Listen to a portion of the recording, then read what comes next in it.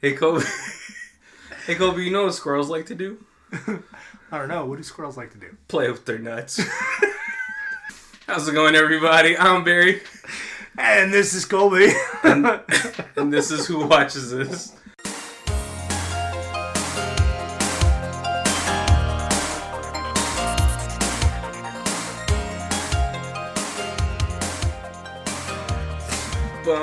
Deep music. How's it going, everybody? I hope you guys enjoyed our first actual episode. Yeah. This is officially episode 2, and the second week of Christmas month. Christmas! Funny, Colby actually just came back from Florida, visiting his Sunny dad. Florida, where it was warm, and I actually hung out on the beach for a little bit. And then I came back to Vegas. And it reminded you that it was wintertime. It was winter, yes. How does Florida even handle winter? Is it just like... There's not really a winter. You have spring, and then you have summer, and then you have monsoon season, and then you have fall, which is like spring part 2, and then you have the dry season, and then you have spring, and then it goes back to summer. I mean, that's pretty much. It's yeah. Oh, man. So I hope you guys enjoyed the episode of Jingle All the Way, starring Arnold Schwarzenegger and Sinbad. For this week, we actually decided to do, surprisingly, a horror film about Christmas. Yes. Colby, so when did you think that America started to make more horror films for Christmas? I really haven't seen that Christmas horror push till recently. Like, I don't remember there being like 80s, like you really had the slasher movies, and then like the 90s you really had all like the paranormal movies. Mm-hmm.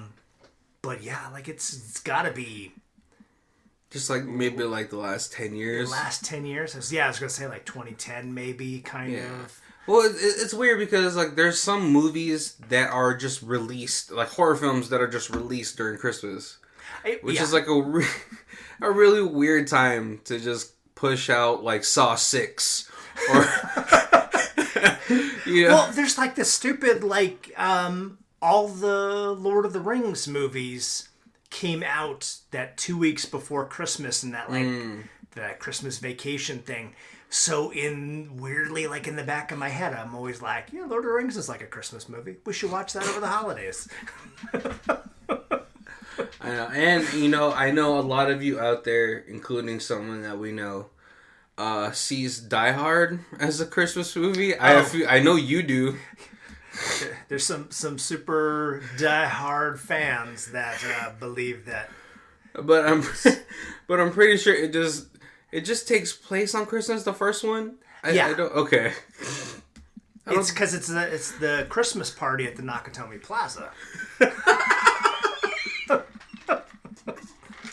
I haven't seen Die Hard since I was probably like 8 when I had to watch it on, just regular local TV on the Sunday. Right.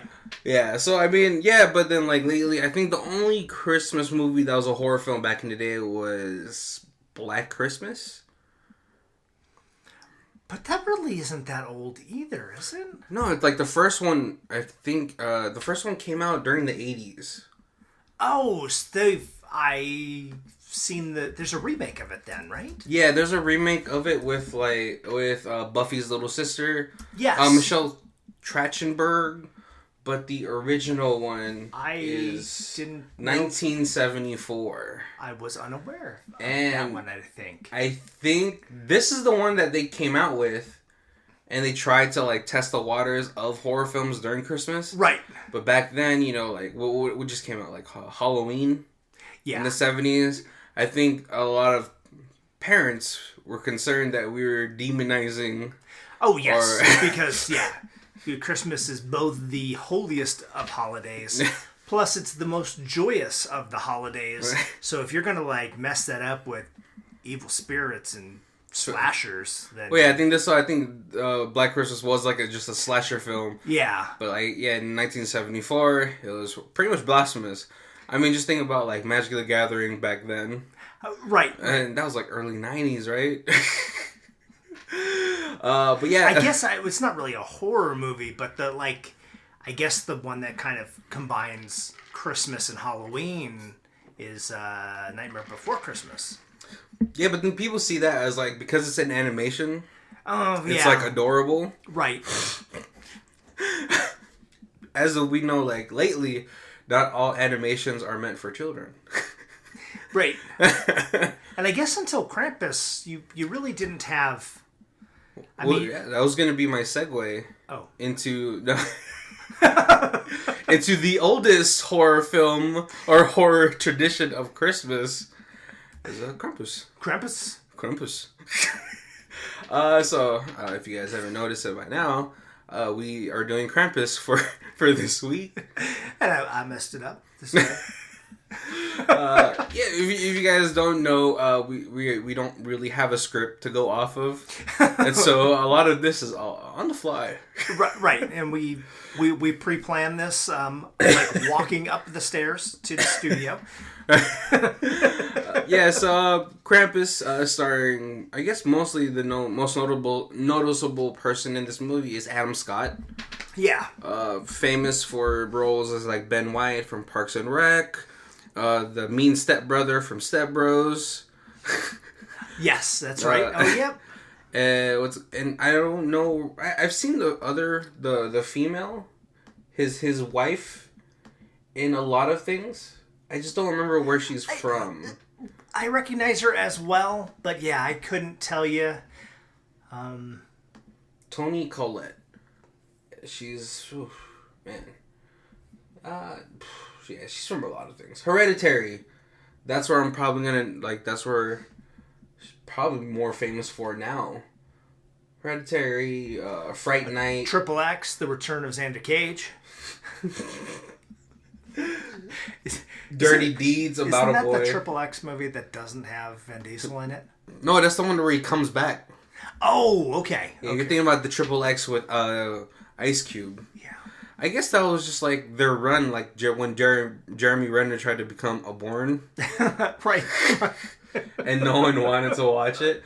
And I guess the most other famous person in there is going to be David Koechner, whose most famous line is, "I will take your mother out for a seafood dinner and never call her again." Anchorman. Right, that's right. Anchorman. He was on Saturday Night Live. He's in The Office. To me, like, he's always like the drunk guy in the skit on Saturday Night Live that they always did this reoccurring skit that just wasn't even funny, but it was hilarious. I don't know how that makes any sense. No, you see, you have to ride out the joke. Yes. You have to keep doing it until it just becomes funny. He'd be drunk. He'd be like, "My boss, Bill Brasky." And they would tell like these stories about Bill Brasky.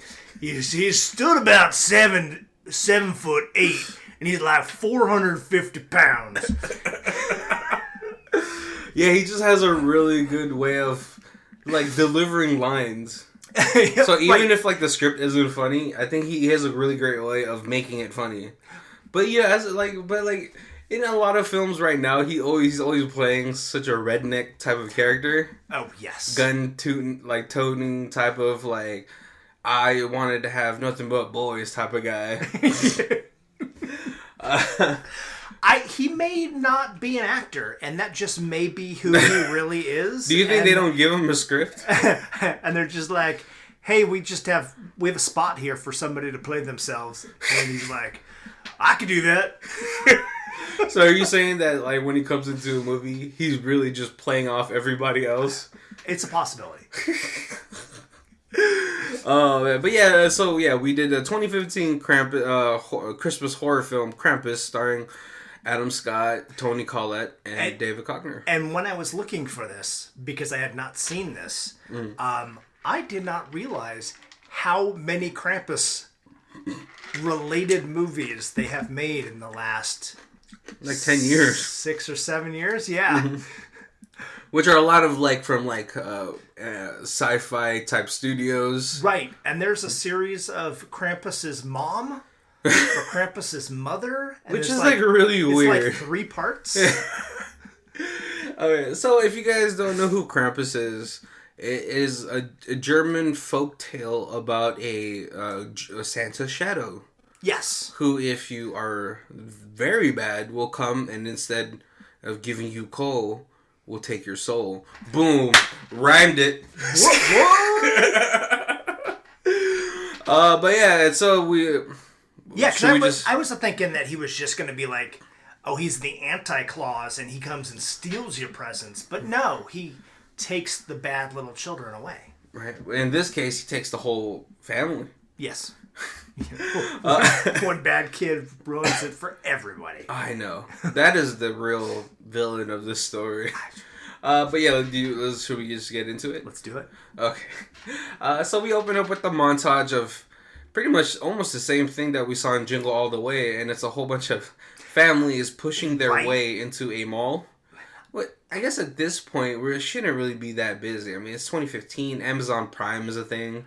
It's a smaller town. Is it? They don't even ever say what town they're in. But the houses, they show them walking down the neighborhood, and the houses aren't real close. Well, it looks more like the McAllisters neighborhood from Home Alone. They're just rich. But yeah, I guess that's it. If you have a little bit of money, you can afford to not be able to reach out your bedroom window and touch your neighbor's house. Exactly. But yeah, so we had this opening montage of people running to the mall. We see a holiday performance getting ruined by 2 kids that are fighting, and then we see the parent. Adam it's actually Scott. a really cleverly shot. A lot of it in slow motion. A lot of it's pure chaos. Pure chaos, yeah. People just grabbing things out of the shelf, ripping each other to shreds. It's it sets the tone of Christmas certainly not being a religious holiday, but being a holiday of greed. Especially now, I guess, yeah. But we do see Adam Scott and Toni Collette just going to the stage, trying to rip the 2 kids apart. And then with the next shot we got is of them at home. Toni Collette, she's scolding her child Max. Is what were you thinking? Kid was just upset because I guess the bully in his class was... the bully in his class was ruining Christmas for the first graders. Yes, telling them there's no such thing as Santa. Which you don't ever want to be that kid. Right. I feel like kids like that were just they kind of grew up in a pretty unhappy home. Yep.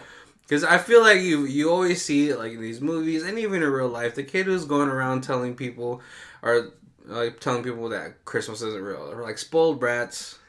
Or just unhappy kids. Yep. Maybe from bad homes. Just let kids live the magic for as long as they can. Yeah, I remember, so total side story.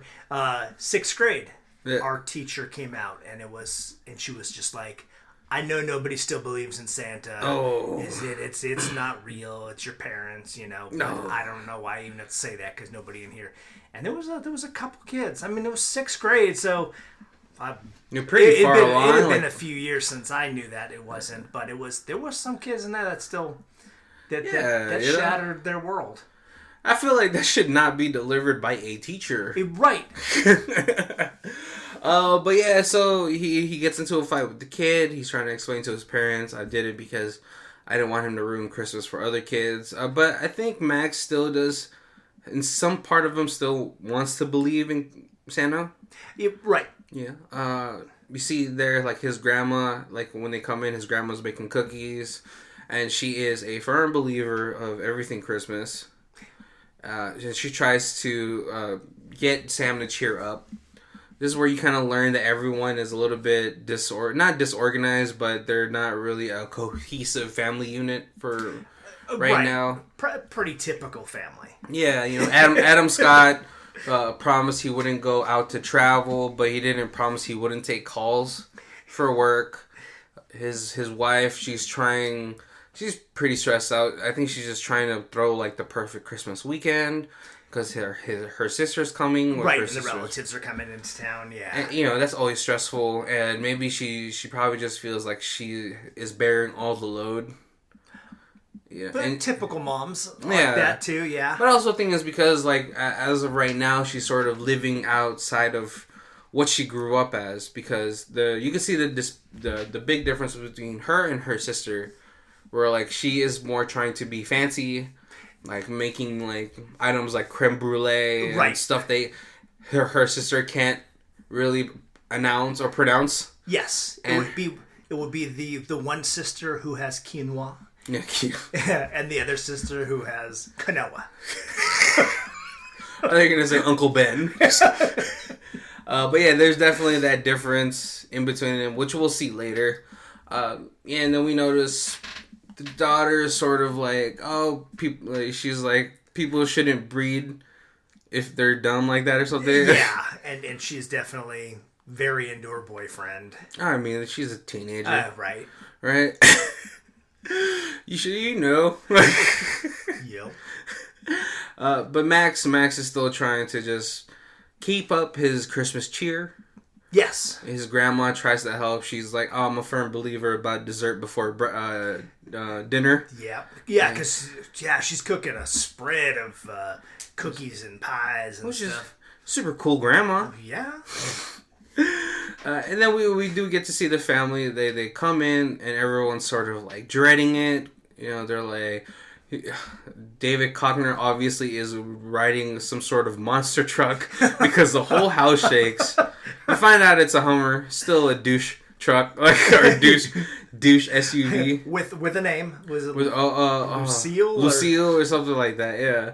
But then the family starts pouring in. Max is trying to talk to his cousin, who's around his age, I think. Yeah. Little chubby kid, but he's just like mouth breathing, not really. He's not really responding to Max. And I was just like, oh god, gross. He finds his other two female cousins that are kind of tomboyish. Pretty tomboyish. Yeah, but then they're like making fun of him because one of them, Stevie, she sees a letter in his pocket. And she's all like, oh, he's still trying to write to Christmas. Oh, what a fucking baby. Which is rough. I mean, like, what's your problem? Yeah. Get after it. But, yeah, and so the aunt comes, which upsets Toni Collette. She's like, why did she come? I guess her aunt's pretty hard to handle. Yes. Right? And it is definitely a surprise. Yeah, but then her sister is like, what am I supposed to do? She just came to the house with a suitcase and asked me when we're leaving. And am I supposed to just let her spend Christmas alone? And then there's a line that Adam Scott does say to Max later on where he's like, yeah, we're Max says, like, just because we share the same DNA doesn't mean we have to be, like, together. Adam Scott is saying, like, well, that's what family's all about.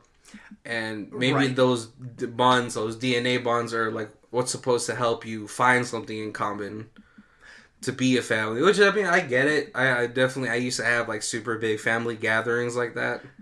I don't know if you I'm an only child, and all my relatives all live on the East Coast. So I always wished I had cousins and stuff, and I'm an only child, so like even like brother, sister, something out here, and like we visited a lot, but yeah, I mean, did you ever have like holiday weekends like that? Well, not where everyone got killed, but yeah, my grandma used to do. She lived in New Jersey, and so she used to have everybody come out. And I guess maybe about every 3 years we would have like a family reunion where everybody would get together. Yeah, we had some that were in Pennsylvania and some that were in like Massachusetts area. Mm-hmm. And so yeah, but you've been around. You've had the experience of like big family gatherings where like some tensions can run pretty high. Right, and there's always a relative that is not easy to handle. So. Yeah, it's rough. They end up having a dinner because Toni Collette has prepared this huge dinner, with all the fixins, like all the china is out. Which, I mean, like, that is the only time you ever really have China out. Right. But then, like, you get, like, strange looks where, like, they're like, oh, please don't cut too hard on the China. What's the point of this? You know? I never got the point of China. Such a waste of space. But yeah, they're having this dinner. David Koechner is sort of belittling Adam Scott because he's like, he feels like Adam Scott isn't too much of a man. Yes. You know? And then they're very different attitude, very different build. And so, yes, it would be the typical, high school jock making fun of the nerd. The nerd, yeah. But it was strange, though, because, like, Adam Scott says he spent most of his, like, teenage years doing, like, Eagle Scouts. Right. Which is, like, an all-around, like, outdoorsy type of knowledge that he gets. But he belittles that whole situation where he belittles him saying, like, oh, yeah, learn how to survive, air quotes. I gotta say that my generation, the Eagle Scout, that was the nerd. Was it? Yeah. Oh. Yeah, it was not the cool thing to do. Oh man, but it's so cool. You learn so many things. You learn how to like tie turnips. Right. And I Cub Scouted mm-hmm. and a Boy Scouted, but at that point you got to cut it. Like you're like, okay, I am now at the age that girls are attractive. I will not Eagle Scout it. But you see, okay, so I remember another side. I remember I was watching Man vs. Wild isn't really a good like example to go off of because of all the fake stuff that's happened on that show. But I remember I was on the phone with somebody. I was getting ready to go outside to go out, and she's like, "Why are you watching Man vs. Wild?" I was like, "Well, you never know when the plane goes down. I need to know how to survive." I feel like like anything that gives you any sort of practical skills in life isn't like too nerdy, but yeah, no, that's the true. time, right? And now I feel that same way. But during that time, yeah, that was a rough time growing up in your generation. But yeah, and so tensions are kind of running high over there. Toni Collette, she goes to the kitchen to make the dessert. Because all the conversations happening around the tables upset her. And then Max is right across from Stevie, one of the females that are like tomboyish. Yeah. And learns that she stole his letter to Santa. Yeah. And starts to read it out loud, and it's very awkward. But it's also... It's mostostly awkward because it's super sentimental. Yeah. And it's super, like truthful. Yeah. Because the things that he wants is like, oh, I wish me and my sister would hang out like we used to. Which I guess like it's a growing pain. I think a lot of kids experience that when like, you know, if you have siblings, one's a little bit younger, one's a little bit older, and then you start to have sort of like not even like a large gap, maybe like a year or two, but then you like the older sibling tends to start to live their life a little bit more, you know. Oh yeah. And then it's like not around as much, and it's now, which sucks, you know. It becomes like a new normal that you have to get used to. He also says like, oh, I wish my parents wouldn't fight so much because of my dad traveling, and I wish my mom wouldn't stress. I wish my aunt and uncle would fare out better. Yeah, because I feel like maybe they don't have as much money as his family does. Yeah. And then she starts to read something about her and her sister, and the only thing we get to know is that, you know, she's like, screw you, Dad didn't wish we were boys. Which, I mean, kind of like, it sucks. I'm pretty sure it pissed her off a lot because, you know, they do a lot of boyish things, right? Yeah. And that's where they get into a fight. The whole fight breaks down, and so everyone like sort of calls it a night after that. Mm-hmm. Which is a shame because no one got to taste that sweet, sweet creme brulee. Oh, I know. She even had the torch and everything. That was a good scene too, where like they're in the kitchen together, and she's like, "Stay the fuck away from my kitchen," and the aunt was just like, "Oh, okay." Right, and the aunt's very like diggy. Like everything she says is a dig, and that's the first time she backs off and is like, "Oh, yeah." But yeah, this is where we get Max talking to Adam Scott. He's trying to do the pep talk, like, we're family, we have to do this, and we just have to find ways to get along and find things in common. And he's like, it's not too late to send that letter to Christmas, bud. And then and he leaves, thinking that the conversation's okay. But at this point, Max is like super fed up. He screams at the family, saying, "I hate it. I hate Christmas. I hate all of you."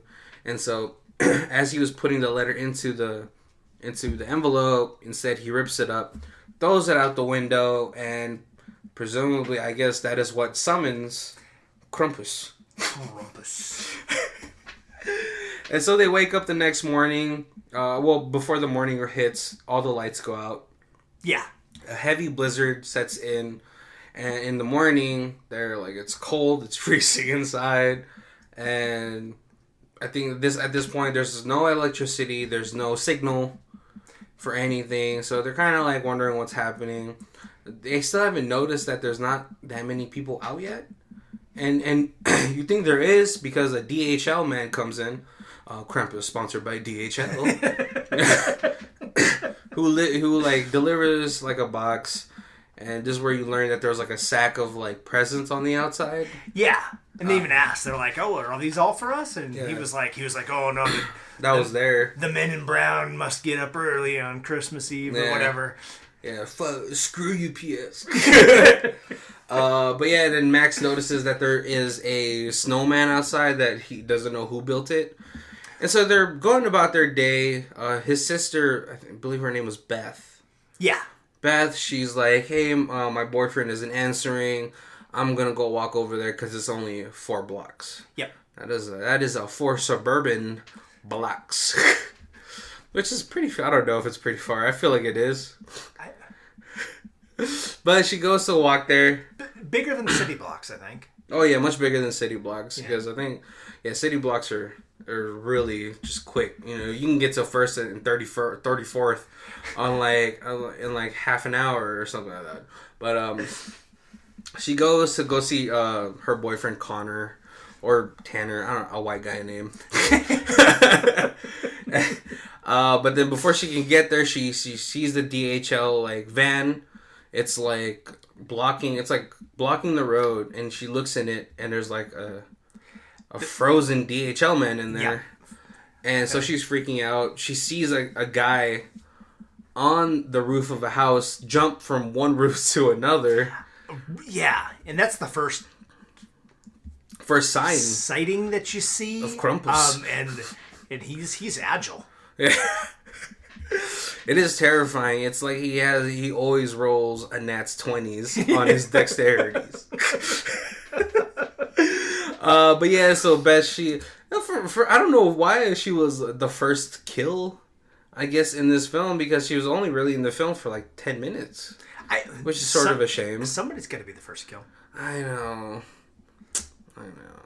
I really wish it was the tubby kid, the mouth breather.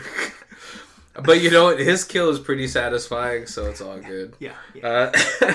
And so the family is going about. They kind of know it's starting to get late because Beth, she tries to run away from it. She goes underneath the DHL truck, but then Krampus like gets by it, then leaves behind a Jack-in-a-Box, and presumably it opens and eats her. Yeah, you don't get to see it because it's under the truck with her, and then they kind of do the aerial, and then the truck is shaking truck. And so we get into it later on. It starts to get darker. Toni Collette and Adam Scott are wondering what's going on. Where's Beth? He asks David Koechner, like, "Hey, how's your Humvee in this storm?" When he goes, "Boy, I could press on the gas pedal and be on the shores of Normandy before sunbreak." I mean, a simple it can get through it would have been nice. So they end up trying to go to her boyfriend's house, and then they sort of make it, but then they get blocked by a snowplow. Mm-hmm. I was thinking they got blocked by the DHL truck, but yeah, you're right, it's snowplow. Yeah, and so I think at this point they're sort of like they get the gun out. Yeah. They get the guns out. Because that's when you get a little worried when the snow plow is stuck in the snow. Well, it's because in that one, the driver's seat is punched in. He didn't like hit something and fly out. And so they're a little concerned, you know. So Dave Koechner gets his shotgun. He gives his wife's gun to Adam Scott. And then they go exploring through the house of her boyfriend. And it's just totally abandoned. It looks like it's been abandoned for like quite some time, though. Right. And so as they're doing that, they're just wondering what's going on. And I forgot what happens in the house during this time. I think they're just talking. Yeah. Sort of just talking with each other. He sees, above the fireplace, like it's all busted up, and he was like, oh, maybe the gas main broke in the fireplace. Yeah, but it's just a little bit of a blur on this portion of the film for me. But yeah, but then like the house, they hear him shooting the gun, Adam Scott, because I guess, as they're running from the house, something bites David Koechner's leg. Yes. And so Adam Scott saves him by like shooting at the snow. The house hears it. They get presumably more worried because they're like, what's happening? And then before Toni Collette could leave the house, Adam Scott and David Koechner burst into the house looking like they're about to freeze over because they're just so cold. That's right, because once they get out of the house, they go over to the car, and the Humvee is like trashed. Yeah, the Humvee is trashed, ripped to shreds, so they have to walk back the 4 blocks. But yeah, when they get back, they look like they're about to get frostbite. Yeah. Because David Koechner is like, hey, we were only out there for 4 minutes, and I'm almost going to get frostbite. So you can't go out there. We have to stay inside. And so they get more worried. Yep. Grandma stokes the fire. Yeah. Well, Grandma says keep it hot. Yep. As the kids are in the kitchen, they're like adults do their adult thing and try to talk it out. Grandma's like keep the fire hot. You know, that'll keep us safe, I guess.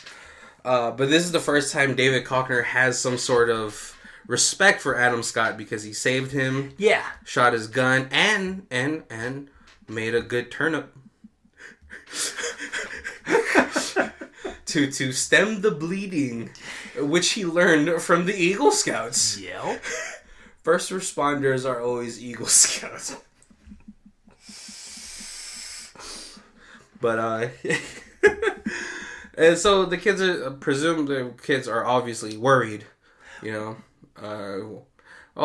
We did miss. There's my favorite line, which I use in the beginning of the film, where like while Adam Scott and David Koechner were at the boyfriend's house looking, something on the roof kept moving around. Yes.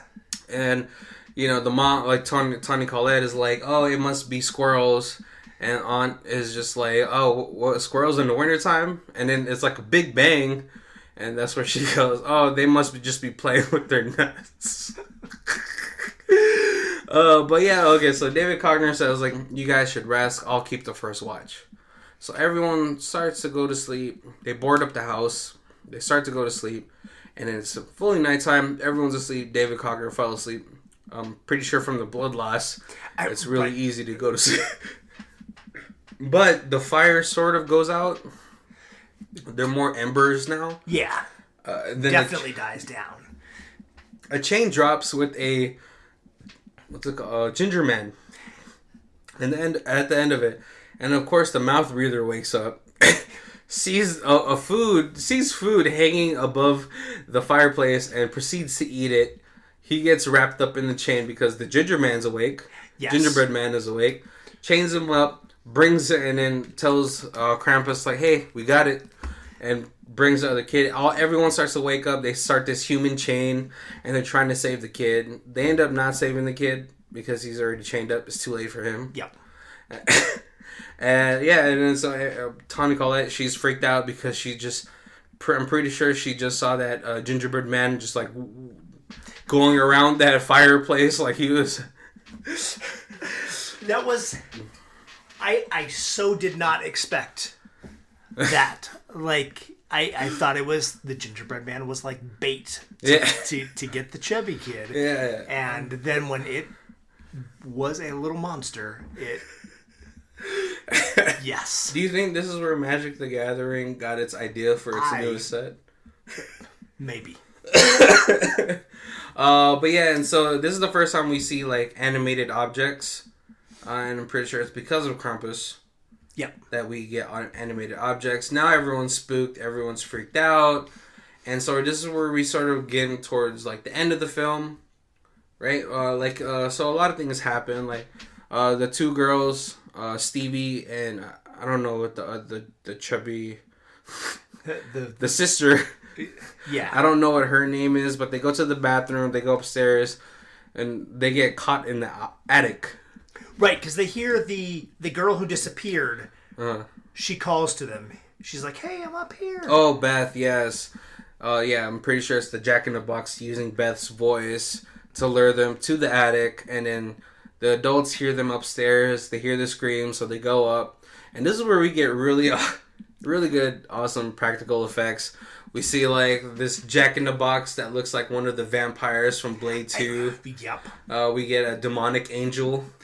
We get... There's a spooky-ass angel. It's like one of those porcelain doll angels. Scary. We get a Five Nights at Freddy's type of, like, doll. Teddy bear thing. Teddy bear, yeah. And they're just getting wrecked. Adam Scott, Toni Collette, and then the sister are just getting wrecked up there. David Koechner is downstairs. He's fighting against 3 gingerbread men who get hit with... He gets hit with a nail gun, which is terrifying. Yeah. Oh, my God. But, so that was a great little fight scene. Yeah, everyone's having their, like, little personal... Everyone's having their own little personal battles. But in the attic, the sister... She sort of, she picks her shit up, gets an axe, and starts swinging it around like she's wielding Thor's hammer. Yep. But then she couldn't get to the Jack-in-the-Box as it escaped with the other sister. Yes. And presumably Beth. Because I'm pretty sure she's still in there too. Mm-hmm. Dude, I didn't even put that together, but yes. Yeah. Oh, God, it was terrifying. The machine that got into Adam Scott's back, it just kept stabbing him over and over. The little robot thing. But it just kept stabbing him over and over again. It's terrible. But Adam Scott, it's like David Koechner, he pretty much blasts the lantern and sets the gingerbread men on fire. He shoots one in the face. Which I'm pretty sure if you have a shotgun, you're shooting everything in that little direction in the face. Yeah, you're taking care of some cookies. Yeah. Yeah. But before the other one that's on fire could get to David Koechner, his dog eats it, which is a good dog. Who's a good boy? Right, and earlier they're making fun because the dog's such a chicken. Yeah. But not when a delicious treat is in the line. Yeah. But they all convene back downstairs. David Koechner is like... I wish I should have just went to my brother's house, which, you always wish you were always somewhere else when the family gathering isn't going so well. They can hear the Jack-in-the-Box in the walls trying to get somewhere, so they send Rosie up there, which I was like, there's no way that dog is getting up anywhere. But I guess the dog does do some sort of damage because now this Jack-in-the-Box falls through the living room. Through the ceiling, yeah. Through the ceiling. And, oh man, like, this is where we hear, like, elves come in.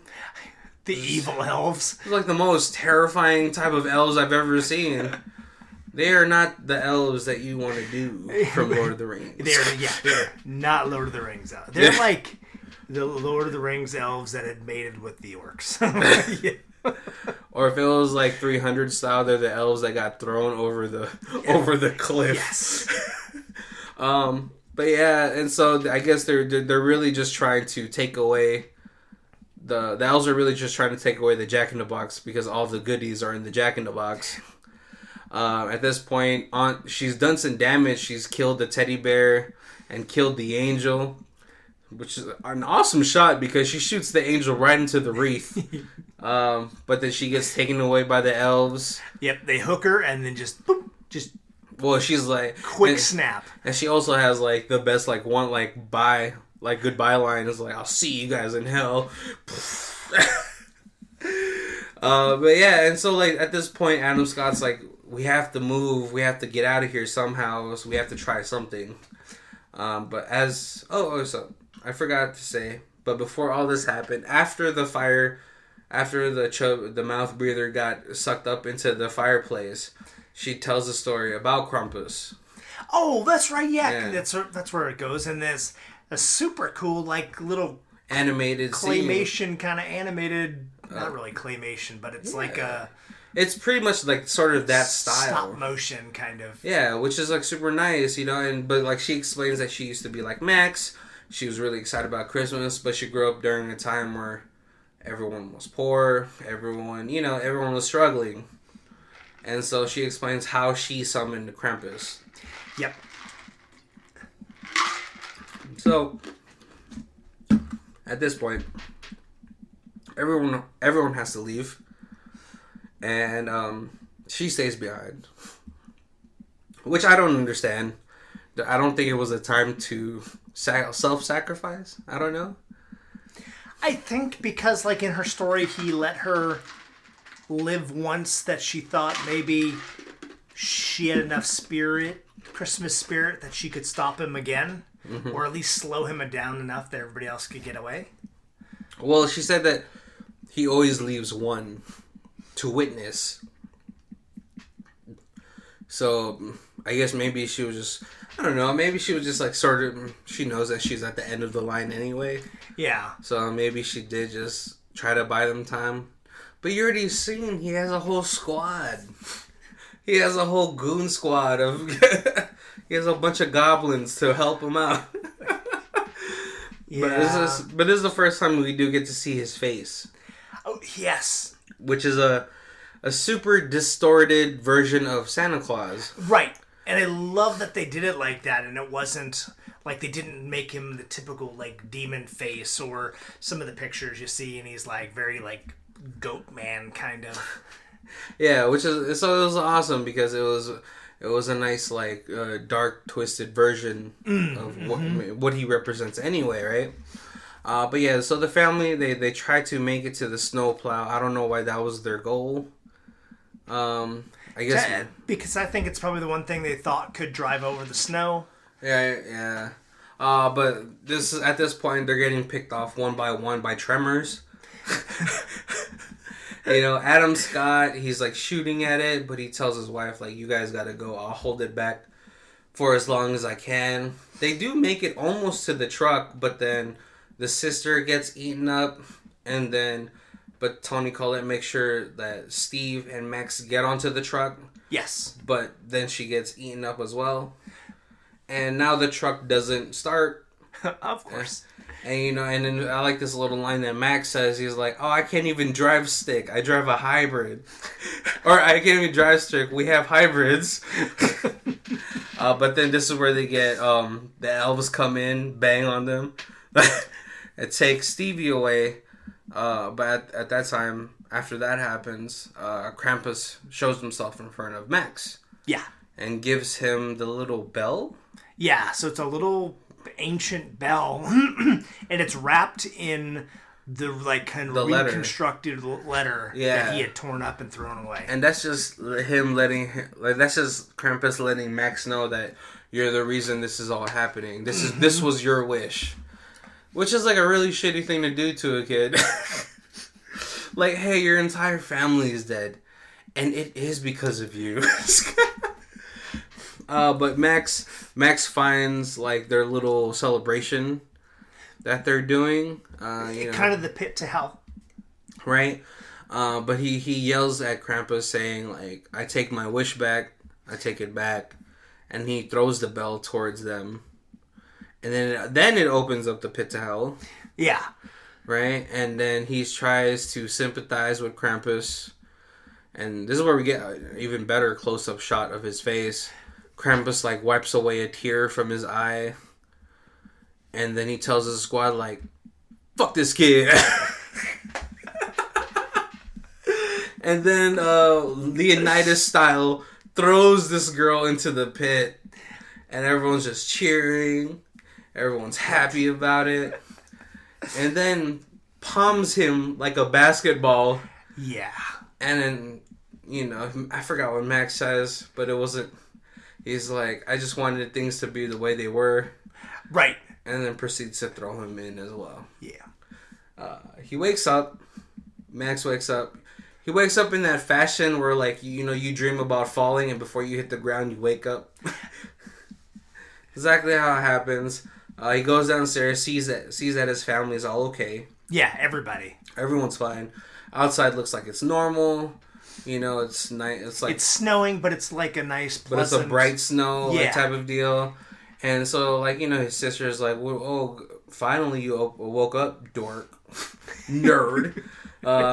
And so it feels like it's gonna be a happy ending. Like it was just like a fever dream. Right. Yeah, like it's all a nightmare.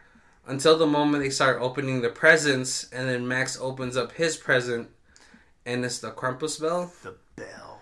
And then that's when everyone's faces change.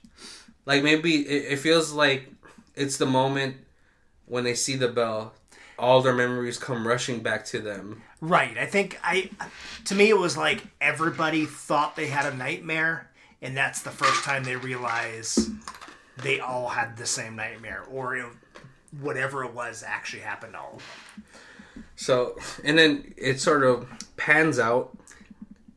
You see the houses in a snow globe. Yeah. which I thought it was really clever. I like the way that they're ending it. It felt almost like Twilight-ish. Right. Right?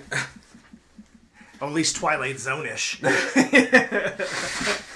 Yeah, and then they zoom away from their house in a snow globe, and you're in this like old dirty room, and it's just filled with hundreds of snow globes. Which shows you how many times I'm pretty sure there's more also. Right, yeah. And then they had to, I guess, well, this is 2015. They ended with a jump scare at the last part. Right. Which, I was like, I'm not a fan of that, but okay. So one last little homage to the Minions. Which were probably the best part of this film. This film it did not cost a lot to make this film, surprisingly. It was only $16 million. But it made 61. Which, so good return on investment. Right?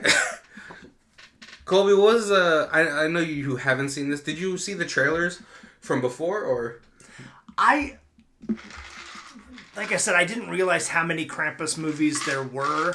And I've seen a couple of them, but I had not seen this one. And I think in my head, I just kind of, since I didn't realize there was so many, my brain just mashed all of like the trailers into one or two.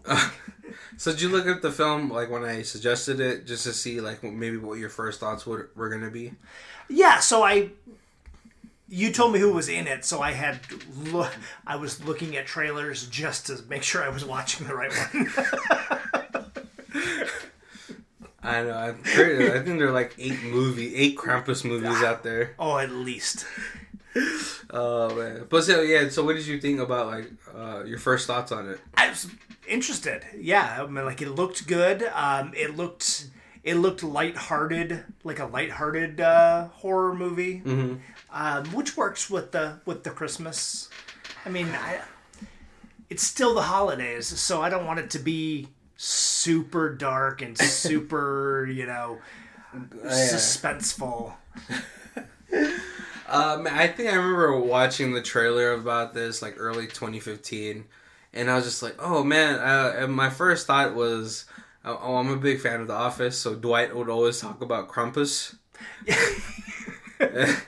And I was like, oh man, I can't believe they made a movie. But, I was down to watch it because I was like, yeah, it's a horror film. I'll watch it.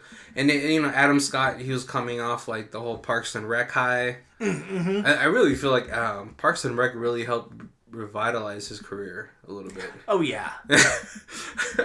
But yeah, so I definitely wanted to watch it because he's in it and David Koechner's in it. He's always funny. He's always like that uncle that gets a little too drunk at the parties. Yeah. He shows up and he's already drunk. Yeah. But yeah, so I totally just gave it a chance because it looked like it was going to be sort of a B horror type of movie. Yeah. But it got like the special. It got the full theater treatment. So I was like, all right, I'm gonna watch it. Well, Kobe, what are some of your favorite parts of the film? Probably by far the Minions, just in general. I liked all of them. I really did not expect the Gingerbread Man to be as awesome as it was. And then later on when they have multiples, when they're attacking, the little army of... That was great. And then the like you said, the porcelain angel was just terrifyingly creepy. Like, I already don't really like porcelain dolls, and then so it was scarier than Annabelle. Yeah, I think my favorite out of the Minions was probably the Jack-in-the-Box, because that was the only one really that showed some sort of like mixture between inanimate object and biological, or like an animated object. Because then like it had the little slit on the jaw to open up its jaw even more, but it had like, a very realistic type of mouth. Yeah. On the inside, it was real animal kind of. Probably my favorite character. I don't have really a favorite part, but my favorite character is definitely the aunt. Where she's like, "Come on, kids, I'm going to show you how to make a peppermint schnapps." You get that one aunt that always gets a little too lit, the one that's always criticizing all the older people. Yep. All the moms. She was, and I do like that actress. Telling how everybody had a parent, and she's never had any of her own kids. Yeah.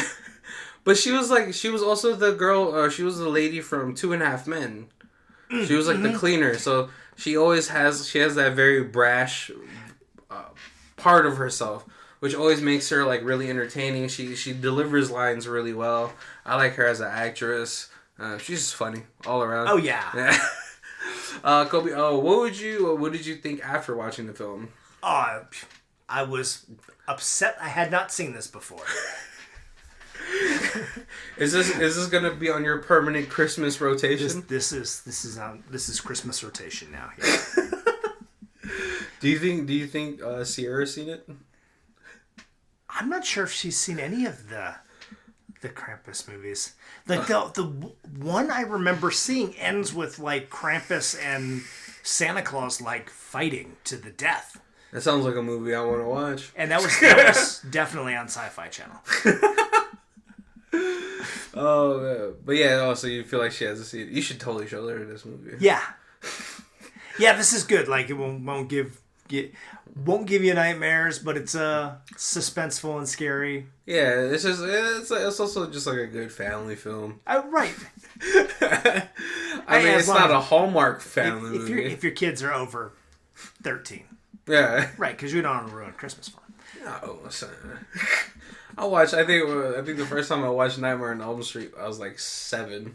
I remember seeing it in the theater, and we, like, my friends and I, we had a theater that was close enough. We walked down there and that was like, we walked down and they were like, "How old are you? 12? Yeah, come on in."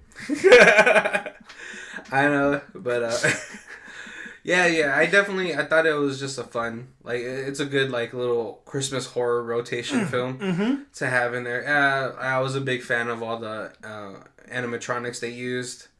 Because I mean, honestly, like, it's funny if you see, like, because of like how they had the shaky cam going for the toy attacks, it was a lot more suspenseful. But I'm pretty sure if you were just like watching it in that room, someone was just shaking it. And it was mostly practical. At least like the toys and stuff. Well, it may probably not the Gingerbread Man. Yeah, well, that one's not gonna. But like the teddy bear and the angel and stuff, that was pretty the much Jack-in-the-Box, all practical. Yeah. Oh, my favorite part though for that Jack-in-the-Box moment was when the Jack-in-the-Box lifted itself up to slide it down like a snake, and all you see is her Timberland boots like at the mouth of it. I was like, that's gross. So yeah, we'll go to our final reviews Yep. Which, if you guys haven't seen the show yet, we do is stream it, used DVD, new DVD, used Blu-ray, new Blu-ray, and Ultimate Box Collection. I feel like we're gonna have to change that soon to just like DVD, Blu-ray, and Ultimate Box. Oh, we're still growing. We're still growing, guys. But we're gonna have at least 50 episodes before you get to hear the changes. This is what happens when we'll eventually have changes. Right? Well, you'll eventually get to hear the changes. But yeah, Colby, what is your verdict on this film? I don't see what you would get with an Ultimate Box set. Oh, you'd get that Krampus bell. I would like to have that Krampus bell like to hang on my tree, on your tree, and just like for the people in the know would see it and be like, oh. Probably I'm gonna go with like a used Blu-ray. Yeah. Yeah, because I think there's probably enough. There's probably some special features, and it's definitely like clean enough movie that Blu-ray's not gonna ruin. Yeah, it's 2015. So yeah, I'm pretty sure they shot it with Blu-ray in mind. Right. Yeah. Yeah, I mean, like maybe if there was like a bargain bin, I might go new. Even I really did enjoy this, and definitely it's got some kind of like fun. Like replay value. You get some friends over, you know, and you don't want to watch Elf again, or that's on the Christmas rotation. I watch it every year, but yeah, sometimes you want something a little bit of change and so a little scary. Yeah, so this would work. Plus, it's light enough that you can kind of come in and out of it. Yeah. I mean, the movie is only like an hour and 35 minutes. Yeah. So it's not too much of a commitment to watch. Yeah, I would definitely get it used Blu-ray as well. I think they might have a couple more clips of the animation. You know, that would be really fun to watch. I really did enjoy that. It was almost like a Coraline type of animation. Yeah, for the aunt story, which was like grandma's story, which was like stop motion. And Coraline was stop motion. This one felt like a little bit more CG'd, but it was it was like a nice change of pace for the film. Yeah, you know, for her to tell the story, because usually, you can get an old person to tell the story all creepy like, but then when you add the animation in there, you add the visuals for the film, like it gives it much more impact. You know, right? Yeah. But yeah, final thoughts about the film. Just like, fun. Yeah, definitely. Put it on your rotation. Yep. It's definitely going to be... I was just saying, if you haven't seen it, pick it up. I mean, this one was by far better than the one that I saw where Krampus fights Santa Claus. But now that I've seen how many there are, I'm probably going to look up a few more Krampus movies by the end of this year. Well, I'm telling you, Krampus versus Santa Claus is probably going to be a lot better than Jesus versus Santa Claus. Like the South Park boys like to do. I don't even know what you're talking about. It's cool quality.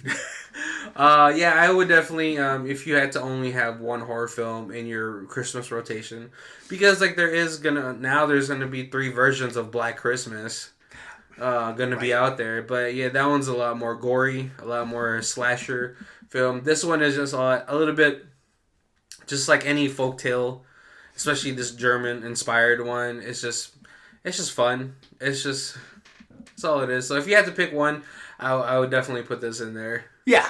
Yeah. A little more family oriented horror film. Yeah. One for the kids.